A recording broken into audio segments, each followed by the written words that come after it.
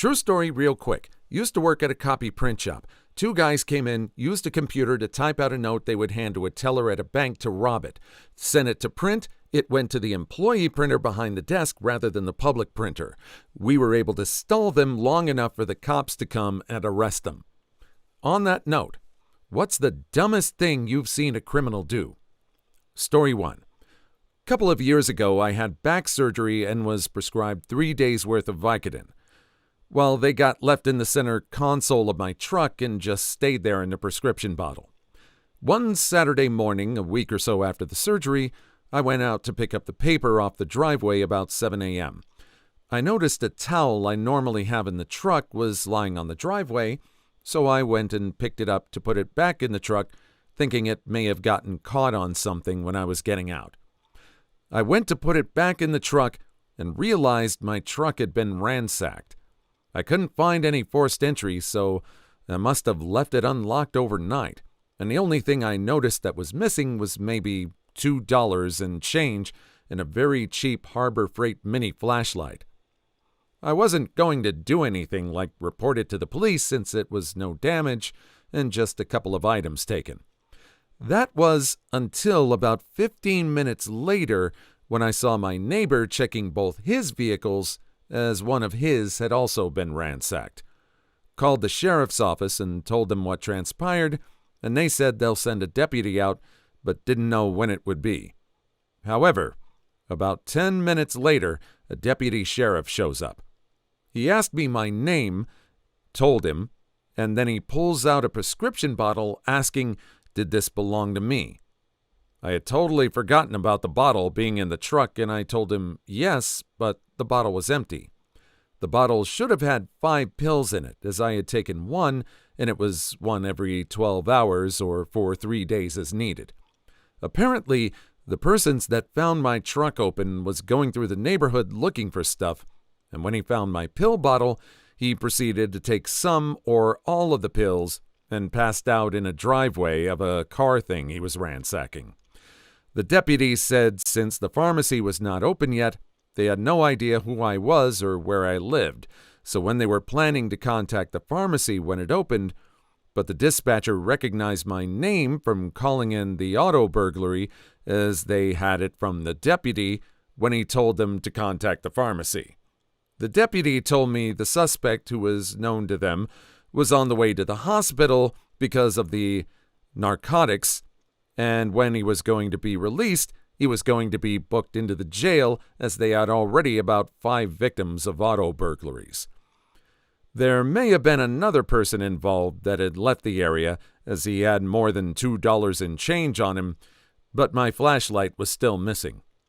Never got called to go to court, so not sure if he was actually charged by the DA or what happened. And I always take seriously when NyQuil says don't take this or operate heavy machinery or do anything very serious. Why? Maybe this guy thought he could handle his Vicodin, and this person was just sorely mistaken. It's kind of like when someone says they can handle their liquor. It's just on the substance side of everything. Story 2. The story about the employee stealing shoes and then coming into work the next day wearing them is very similar to a story I have. I volunteer at a charity shop, and my job is to work on the till. One day, one of our regulars came in and was looking at shoes.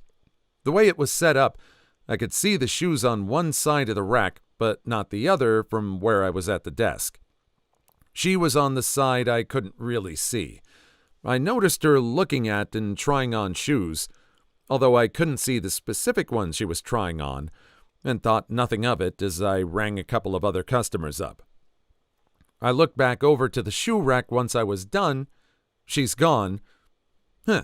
Must not have found anything she liked.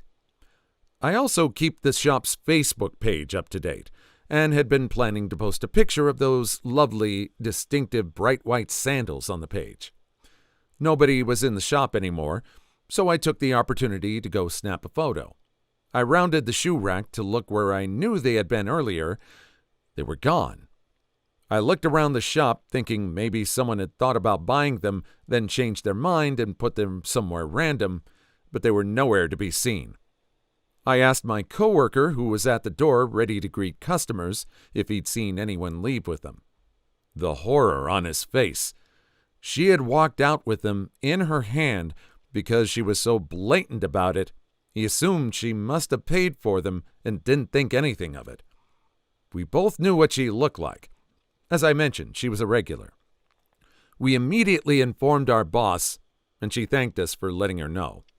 A few days later, as he and I were at the door, I was there for a visit and he was greeting again, we saw her across the mall wearing the sandals. I immediately got our boss and we all greeted her at the front door.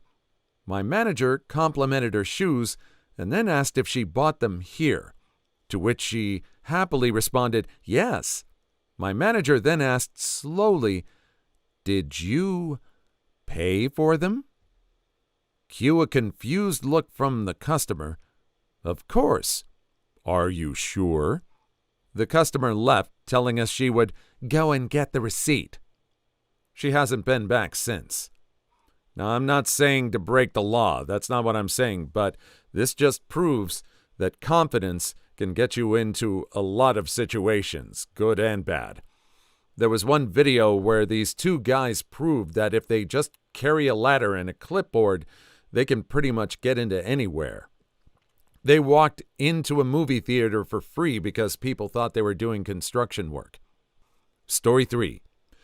The most insane crime I witnessed was one I got involved in quite by accident some 40 years ago.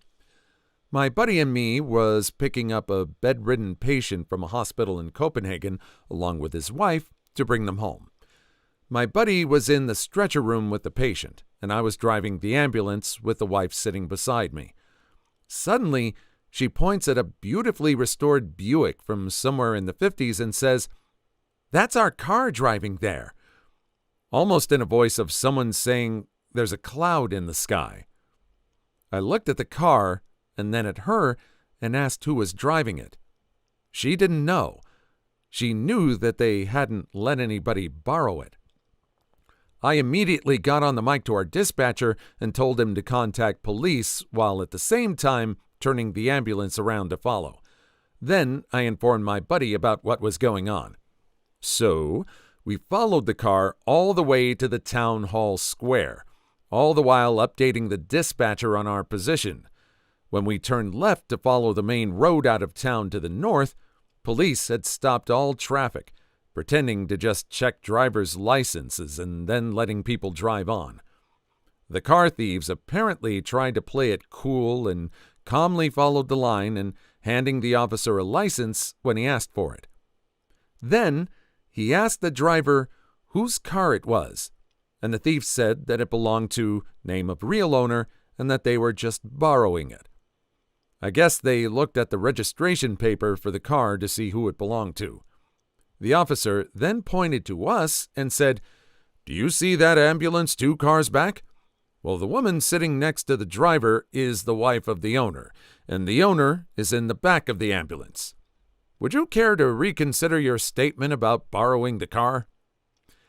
All 3 of them in the car turned to look at us, jaws dropping all the way to the seats. I just smiled and waved at them and held my arms out as if getting cuffed. If looks could unalive, I'd have been dead about 1,000,000 times over. Oh, man. Not sure if that's just dumb or if that's just bad luck. It just depends on where they were at when they saw the opportunity of the car and to think of if they knew how close the owners were to it. But still, it's just bad for these 3 guys all around. Not the best joyride in the world, at least. The joy ended when they got stopped by the cops. Story 4. I worked at a hotel, and I heard this story from some friends at the front desk. I also witnessed some of it, so I know it's true. In the late evening, a couple from a room came down and reported that several items had been stolen from their room. They had been out of town. The police were called and report was filed. The next day in the morning, the front desk manager gets in and immediately heads off to check the CCTV feed. We had only recently installed cameras in all the hotel's hallways. It was so new that access at the time was still limited to a few individuals. From the footage, he was able to see when the criminals got into the room and was able to track them through the feeds to see where they had gone. Funnily enough, they were guests in another room on another floor, and they had just gone straight back to their room. As it was still early, we checked to see if they had checked out or if anyone saw them leave. Also, there was no footage of them leaving. There was no other way, as they were on a pretty high floor, so the window was not an option. No footage of them leaving, so they were still in the room. We called the cops immediately and told them what we discovered. They were at the hotel within a few minutes, and even had an armed escort. Not common to see, as cops in my country don't usually walk around with weapons. The cops found them passed out drunk in their room, and all the stolen stuff lying on their table in full view. They got arrested, and the victims got their stuff back. What baffles us is why on earth they didn't leave in the middle of the night or right away. The only reason we caught them is because they were dumb enough to get seen on camera and did nothing to hide where they were or even hide what they took, then proceeded to corner themselves. They clearly did not notice the cameras. Story 5. I worked in law enforcement for a while, and we took care of some not-so-nice buildings where the tenants were people given an apartment from the city. Let's just say they aren't the most responsible people, so the city stopped giving out keys to tenants who lost them. They had to go through this whole charade and/or make their own copies. But from time to time, someone was standing outside their own place with no way of getting in, so we drove out to open the door for the guy. Remember, he is calling the cops. Granted, the company responsible for this was more of a rent-a-cop deal, but they still have the same authority and laws to follow as regular cops. So, coming up to the building, I see a guy spray painting a wall on the building next door. I ask my colleague to pull over and get out of the car when he notices me. I say, "Please, don't make me run, dude." "Nah, okay." Turns around, hands on his back. This guy knows the drill. While cuffing him, I say, "Let's make this quick, I got a guy waiting for me to lock him in his apartment. He's probably freezing." "That's me, dude." "What? So you call me, ask me to come here, and then... Oh well. I'll find you a warm place to sleep, buddy, but it won't be your apartment." Processing him, I notice his name and ask, "Did you go to so-and-so junior high?" "Yeah, we went to school together." "Don't know what happened to him." I'm guessing nothing good. Story 6. I must say, all these victims of theft are lucky. 20 years ago, my grandmother inherited a house from her passed-away mother. The deal was she would buy the shares of the house from all her brothers and sisters, but they were still free to come and loot the house for anything that fancied them. So, when she arrived to an almost empty house, she didn't think anything of it. The only odd thing was that some furniture had been moved and some rooms were extremely dirty. So she eventually called her brothers and sisters, and turns out none of them had visited the house yet. Conclusion? She had been robbed. She went to the police. They came, took a lot of foot and digital prints all over the house, but unfortunately, my grandmother didn't know exactly what had been robbed. Fortunately, though, this was a very old house, and most of the things inside were very old too. A painting made by one of her aunts and uncle who inhabited the house before her mother. 5 months later, the police found the guy. His garage was full of very old artifacts and paintings, signed by my grandmother's aunt.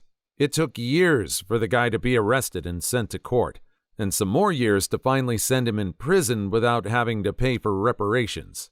I think the whole thing took around 10 years. 10 years during which he continued to rob people.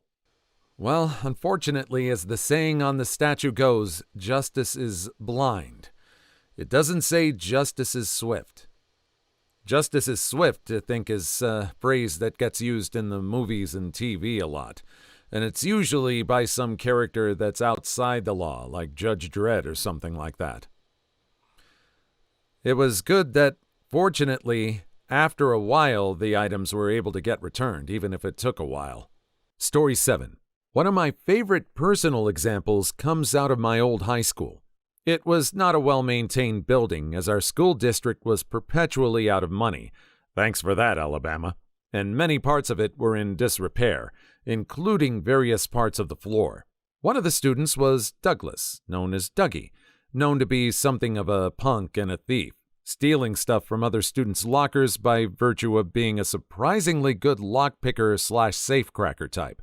He got seen stealing out of one guy's locker by the guy who he's burglarizing. He runs, looking behind him to see how closely he's being followed by his angry victim. Took a wrong turn, and instead of heading for the exit door, he runs straight over the emergency utility grate, which covers a ladder shaft. No one wants to so much as walk on this grate normally, and Dougie soon learns the reason why. The weak, old hinges give way under him. This loser falls all the way down with a sound like a pig being kicked downstairs. They fished him out, sent him to a hospital for his broken foot, and later to juvenile detention, where they found his stash of stolen goods, wallets, bags, etc. I don't know what happened to him, but we never saw him again up to the point I graduated. See ya, Dougie. I sure wouldn't want to be ya. Please like and subscribe if you made it this far. I hope you'll enjoy the rest of the video and have a wonderful day. Story 8. My best dumb criminal story? I worked as a high school teacher for a few years after college in some low socioeconomic status school districts. One day, I had to escort my class to lunch, but didn't have to monitor them because I was not on lunch duty that day. When I got back to my classroom, I was going to put a timer on my phone to know when I should expect them back, but couldn't find it. I chalked it up to just misplacing it, and I would find it when the day was over, and proceeded to eat my lunch. At the end of the day, I still couldn't find my phone, so I used the Find My iPhone app to track it. It was 12 miles down the road. Wanting to think the best of people, I called my phone from the office to let whoever had it know that they had mistakenly taken my phone. The phone was immediately turned off. So yeah, they stole my phone. The next day, I was called to the office, and my phone was returned to me. The student who stole it was trying to sell it in school and bragging about it. Dummy got suspended for 2 weeks. Should have spent a night in jail, in my opinion. Story 9. My story. Several years ago, I was working a cash register to one side of the main exit, and a new employee was on the other side. She, the new cashier, was just finishing up checking out a customer when a lady in a well-fit, not baggy at all sweater walks between us and heads through the exit, setting off the security sensor. Now, it looked like she had stuffed some merchandise under her sweater on the side I couldn't see, but the new girl and her customer clearly could. We both turn and say, "Excuse me, ma'am," or very similar. She keeps walking, and the new cashier starts to walk in that direction. I speak up and say, "Don't follow her. We can't." Instant job ender. Too risky. At which point, her customer states, "I can," and flips his already out wallet to display his badge. And the off-duty officer dragged her, the lady in the snug sweater, back into the store, and we called our supervisor. She was both stupid and unlucky. I've noticed working in retail, most crooks are stupid. The two main types of crooks are idiots and politicians, with some overlap. On a similar note, I remember from that show Atlanta, there was a scene where a guy was going to a shoe store and just took the shoes out without paying because they had a policy of not chasing people that were stealing from the store. I know it wasn't to protect the employees. It's usually because if the person that was stealing was somehow injured as they were walking out, then they could sue the store for damages. And that's backwards. I will totally agree with that 100%. Story 10. This happened in high school, but this person later on down the line got arrested for robbing a grocery store. So, in the theater club, we had a thievery issue whenever we had rehearsal nights and shows. During one show, I was working on costumes and keeping up maintenance instead of performing, so I took a nap on a costume trunk while the first act was happening. Obviously, I'm not going to be in deep sleep yet. The thief came in and proceeded to shuffle through bags and purses. There was a mirror where I was watching the whole thing and shot to the thief playing dumb about them obviously shuffling around the now open bags. I reported them, and they got kicked out of the show, entirely leaving their understudy to pick up for the rest of the show nights. Doofus really thought I'd sleep through them going through everything as if I wasn't going to be up and ready when the cast came back in. Story 11. For a while on the news, there was some security camera footage from inside this guy's house. I turned around on the local news outlets and even some national news outlets. The video basically showed some random guy breaking in with what they said was a shotgun, but I could see in the video that the guy also had a bipod on it for some reason. The homeowner wrestled the shotgun from the intruder's hands, which is actually kind of stupid because that could have ended very badly for him. But he successfully managed to wrestle the gun out of the intruder's hands, chase said intruder away, and as he was calling the police, that same guy came back wanting his shotgun back. In fact, Anthony Padilla actually did an interview with that very same guy. The homeowner, that is, not the intruder. Story 12. I was 10 when a boy a little older than me stole my bike right as I was leaving the corner shop to see it happen. Not only did he pedal leisurely away, giving me a chance to run after him, but he tried yelling to a random neighbor that the bike was his. Cue me screaming that of course it wasn't his because it was pink. He immediately let it go like it was poisonous because he hadn't realized how girly the bike was. Oh, and I knew exactly who he was as we went to the same school, so he ended up cowering behind the couch a couple hours later when my very angry dad marched over to his house to scream at him. I hope he didn't continue his criminal career because he wasn't very good at it. And here we have another lucky person where a theft got resolved very quickly. The story kind of makes it sound like the dad laid into the kid and that the parents weren't even home at the time. Glad she got her bike back really quick. And it does take confidence, whoever you are, to rock a pink bike. Story 14. 14? What happened to 13? Someone must have stolen it. Story 14. I've had a dumb criminal when I worked at a pawn shop. One of our ladders was stolen. It was a $150 ladder. The numbskull thought they could get money from it by pawning it at the same pawn shop, but at a different location. Chain pawn store. My mistake was that when you price items out, you remove the inventory sticker from it and replace it with a price tag. I forgot to remove the inventory sticker. So when the shop down the street found it, they scanned it and found it was inventory, not sold. So they took the ladder, told the guy to take off, and called our store for someone to pick up the ladder. My boss did. I still got in trouble for not removing that inventory sticker. Story 15. My debit card got flagged on a recurring payment at my dentist office. The same one I've been going to for like 2 years. Apparently, it's unusual to pay for expensive dental work on a debit card in installments. MasterCard wouldn't even allow recurring e-filing either, so I had to call them every month on the same day, turn off the microphone on my Echo, and read them my card number and details. Part of one of my old fillings recently cracked, leaving a hole.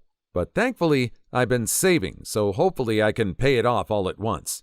My appointment is in a few weeks. It seems dentists are getting to be like other doctors. Takes a month to get an appointment. Story 16. Had a teen steal a phone case from work, took it into the bathroom, and took it out of the packaging, got picked up at the door trying to leave. When loss prevention and the officer asked where the case was, they had retrieved the packaging, and the guy claimed he had flushed it down the toilet as a dare. Got told that since he didn't have the stolen goods, they didn't have anything on him, and he'd be let go, and just as they were about to tell him not to do it again, the moron pulls out his phone in the missing case and goes, "The case is right here then. Can I go?" Story 17. I used to live in Central Texas. In the town I lived in, there was a big box store, used to have a smiley face on blue vests, that had a bank on one side of the entrance and a police substation on the other. Two crooks decided to rob the bank and in their haste turned into the police station instead of the bank. One yelled that they were robbing the bank, while the other idiot fired his shotgun into the ceiling. It was a shift change for the police, and the outcome was not pretty. Story 18. When I played hockey, we either locked our valuables in one of the available lockers or put them in a goodie bag and carried them to the bench with us. The only thing someone would have found is things like sweaty clothes, towels, and spare laces. I actually left a couple dollars in the pocket of my hockey bag so that anyone searching it would see the cash and split quickly, without searching any further and taking my street clothes or something. Story 19. I once heard there was a Texas law that stated criminals with evil intent should notify their victims 24 hours in advance, describing in detail what they were going to do. I heard a couple of would-be bankers did just that and actually showed up at the bank. You can guess where they went. Please leave your story in the comments. I would love to make a video on them in the future. Also, don't forget to like and subscribe.